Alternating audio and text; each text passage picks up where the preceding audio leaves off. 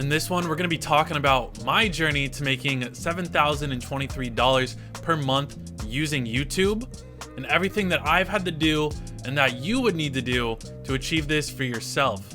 I know that my story isn't the most impressive story when there's people out there like Bia Heza, who's way younger than me because I'm 25 and he's making more money. But I think that what I've done and what I've achieved is a much more realistic expectation of what you can do if you're starting a YouTube channel or trying to get into making money through social media.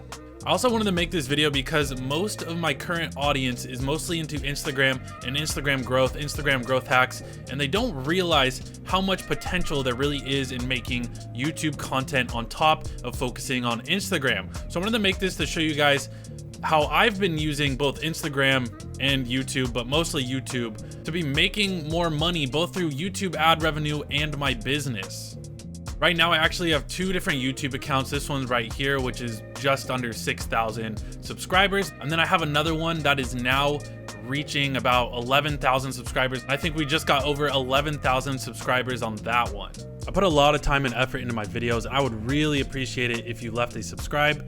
It's free, it takes about 2 seconds, and you can always unsubscribe later if you really want. And before we get into how I actually started on YouTube, I need to break down my whole story and where I started. So I started 3 years ago growing Instagram accounts, and when I saw the amount of results, the quality of results that I was able to get on Instagram accounts, I was super excited, and I knew I needed to start a business around this concept, around this strategy, and start helping people do this. And as of right now, my team is able to get people 400 all the way up to 30,000 real and targeted followers on Instagram using the strategies, or at least some of the strategies that I was using even 3 years ago.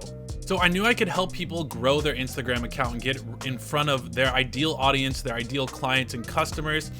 And the problem is that I didn't know how to reach people. So I thought, well, if I'm gonna be helping people do this, why not just use social media to find the clients or the people that I could actually help myself. When I first started out, I was making content on Instagram, I was making content on YouTube, and I was making content on LinkedIn. And I knew that I would have to provide value to people and be teaching people something in order to get their attention on the platform and bring them in and let them know about me before I could just pitch them on the service. So after only 2 weeks of making content on all 3 of those platforms, I got my first 2 clients on Instagram, sourced through Instagram. So I was like, hey, dude, that's amazing. Got my first clients. I was making some money doing this.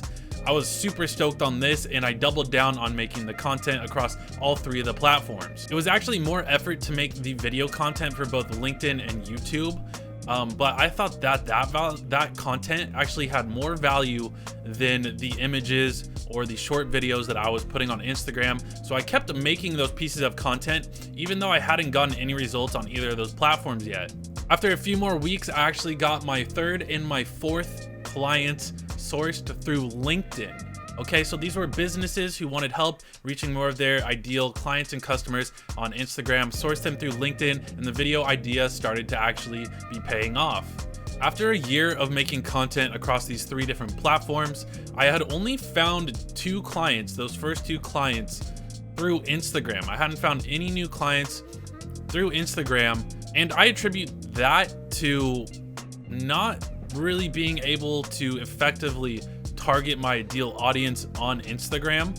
It was a lot easier to target small businesses on LinkedIn. I also didn't have much social proof at the time. I didn't have many accounts that I could show people I could actually do this with besides my own personal accounts. And a lot of people on Instagram are approached and get scammed. So a lot of people are wary of people who find them through Instagram in my particular niche. At the end of that first year, I had found 10 whole clients through LinkedIn, all small businesses or medium businesses, 1 large business, and I was able to help them grow their Instagram. I hadn't found anyone through YouTube yet, so I was really questioning YouTube to see if I could actually do this. But I now can look back and attribute that to me not having many subscribers, so there's less social proof there, not having much good feedback. So that all attributes to your authority in your niche on YouTube, and that all affects if you can actually close people, get in front of them, and then close them, at least on the business side of things. At this point, I was making about $2,000 a month, and I was so stoked on that. and I didn't really like the corporate job that I had. So at this point, I literally quit my corporate job, left that behind, and then I moved in with my parents so I could just live off that $2,000 a month and be living with my parents and not have to work in my corporate job, and then I could double down on the content and the service that I was providing for people. At this point, I was giving up on Instagram. At least it's not good for Instagram growth niche. Like, when you approach someone on Instagram and you're pitching them Instagram growth, you're automatically gonna think it's a scam because there's so many people out there that are scamming. And I didn't see that at the time, but I saw that I was not getting results there. The videos were actually doing better on LinkedIn and YouTube. I had most of my clients through LinkedIn at this time, so I was focusing more on making the video content for these other platforms. A couple months into the time that I was living with my parents, Instagram started making huge updates where they were getting rid of automation. They were really cracking down on people on the platform trying to grow in organic ways, because they're trying to push out more ads. They're trying to make it so you have to pay to play, just how like Facebook did. So a lot of issues came up that I was on the brink of giving up. I never thought that it would work out. I just pushed through it and I figured out a way to get around it all. We started doing all the work manually. We had to cut back on a lot of the automation. I built up a team of about 50 people overseas that now help with the work. So I was really happy that I ended up pushing through that. There's been several times where I've wanted to just quit along this journey, and you really have to push through and have faith in yourself to get through it. And that's what I did, and that's what I attribute me being here now to, is being able to push through that stuff. But during that time, I lived with my parents for 6 whole months, and during that time I gained about 15 new clients through LinkedIn. So I really had a good customer base at this time. And that's what allowed me to actually move out. I also had gained my first 3 clients through YouTube. My YouTube account was growing. I think I had like 500 to 1,000 subscribers at the point of me actually moving out of my parents' house. While I was there, I also got into playing Minecraft, and that's like, I don't really play video games, but for some reason I was watching PewDiePie and he was playing Minecraft, so I wanted to give it a try, and I got super sucked into Minecraft. And I'm like, dude, if I'm helping all these other people grow their social media accounts, I should be trying to focus on this and do it for something that I have fun doing. So then I started a Minecraft gameplay and tutorial YouTube account, just for the heck of it, just to see if anything could happen there. At first, and I did this when I was still living with my parents, and at first I tried making the content and it did not do well at all.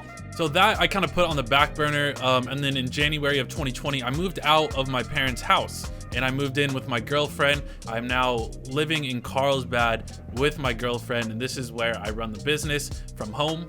Also, around that time, I kind of ran out of people to target on LinkedIn, so my results from LinkedIn started to diminish. So I doubled down on the content for YouTube, and I started trying to make my Minecraft YouTube content even better. I gave more and more value on my Instagram growth YouTube channel, and that helped a lot more people, me get in front of a lot more people. It helped me grow by about 4,000 subscribers in about 2-month, 3-month time span, which is crazy. And now I get, just from this channel and me making this content that helps people, I get about 1 email every single day of someone asking me if I can help them grow their Instagram account, which is great. It's made my business grow a lot. So now my business is solely getting clients from YouTube. So my whole business is built off of the back of YouTube, my Instagram growth business. And there I'm making about $6,000 a month from the business so far.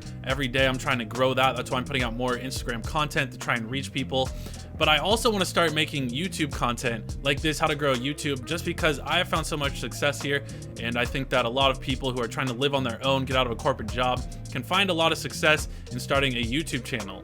I also started making tutorials on Minecraft builds, how to do stuff in the video game, and that helped me grow like crazy. It didn't do well before, and then as soon as I started making tutorials and giving people a ton of value in the game and on the platform on YouTube, my channel blew up. I gained over 10,000 subscribers in less than a year's time, which is absolutely crazy. And now I make about $1,000 a month off that YouTube channel just from the ad revenue and patrons. So I have people Patreon is a site where you can like donate to people or support them for making content. It's mostly for creators. So I have some patrons there.